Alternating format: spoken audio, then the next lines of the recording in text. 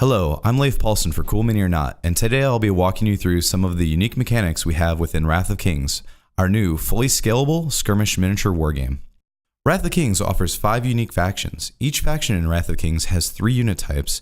Let's look at Nasir's Ashman Swordsmen. Ashman Swordsmen are House Nasir's infantry units. Infantry make up the first and most common unit type. While they are the most plentiful, they are often the least powerful. Here we have the Ashman Hakar, a leader unit for House Nasir.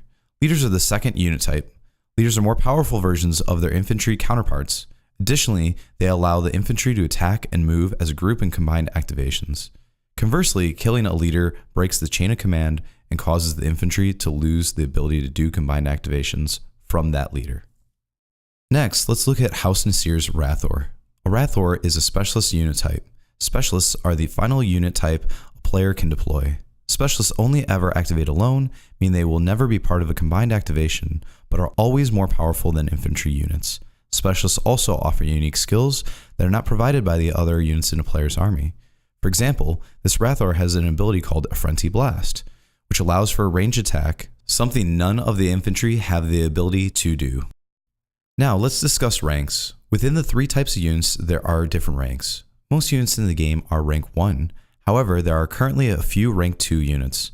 This rank indicates that these units are more powerful and that they take up twice the amount of space in the army allowance. For example, instead of taking 2 Ashman Hakar, a player may take 1 Elena Heska. Why a player may do so is because she is more powerful and offers extremely unique benefits to the rest of the army. Additionally, Elena is a character. As indicated by the keyword on the back of her card, this means there can only be 1 of her in the player's army at a time. Now let's begin talking about the defense chart. When referring to a model's defense chart, rolling higher is often better for the attacker and low is often better for the defender. Defense charts have a number of potential results, including overpower. The attack has massively overcome the target's defenses. Each over result generates 2 hits. Strike. The attack penetrates the target's defenses, potentially injuring the defender. Each strike result generates 1 hit. Magic. The defender possesses some form of magical defense and mystically defeats the attack. Magic results can cause a magical backlash. Parry. The defender harmlessly parries the attack out of the way. Block. The defender blocks the attack with their shield or weapon. Armor. The defender's armor takes the brunt of the attack, leaving the target unharmed. And dodge. With nimble ease, the defender dodges the attack, avoiding injury. Each of these results may be represented on a card. When attacking, you will typically want to roll higher, getting a strike or overpower. However, certain abilities can change an opponent's defense chart and allow for damage to be dealt at lower numbers. In this example, we have a Nasir Longhorn and a Technus Zalek, both of which are specialists. On the left side of the card are unit-specific actions that can be performed. Most of these are attacks. On the right side is reminder text and abilities that do not require activations. What we're interested in on the Longhorn's card is his Sword Strike attack. We can see under the name all the pertinent information players need to know. Here we can see that it is a melee attack, that it allows for 2 dice to be rolled, and the range, in this case it is 0-0, meaning base-to-base contact.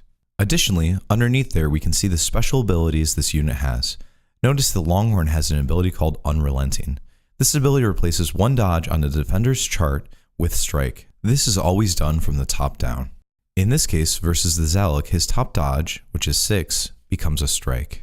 Although 6 is normally a dodge, the Unrelenting ability has turned it into a strike, and now we have scored 2 hits against the Zalek.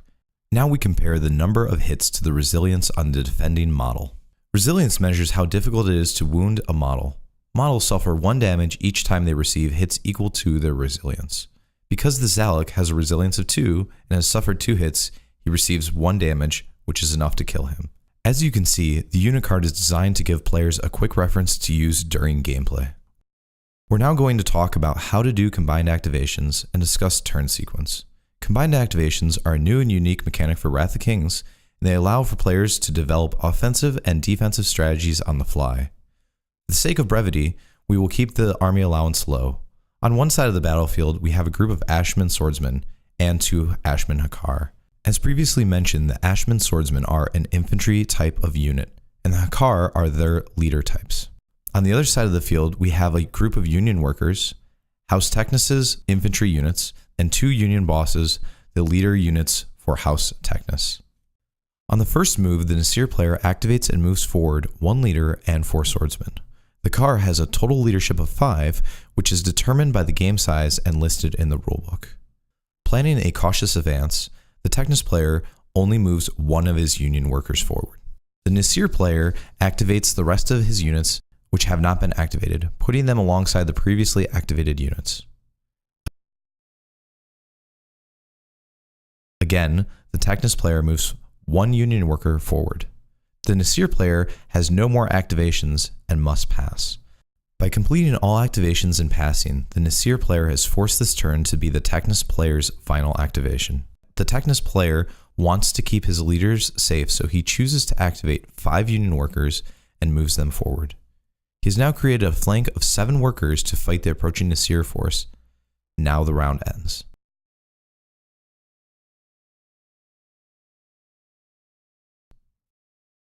At the start of the next round, the Nasir player uses a combined activation to move 5 swordsmen forward and attack the Union workers. As a combined activation, all 5 swordsmen attack at once. They successfully kill all 3 Union workers.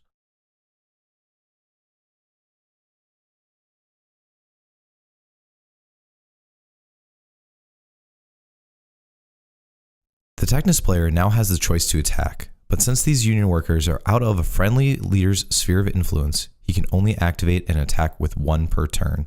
Instead, he decides to move his leader up so that he can do a combined activation next turn.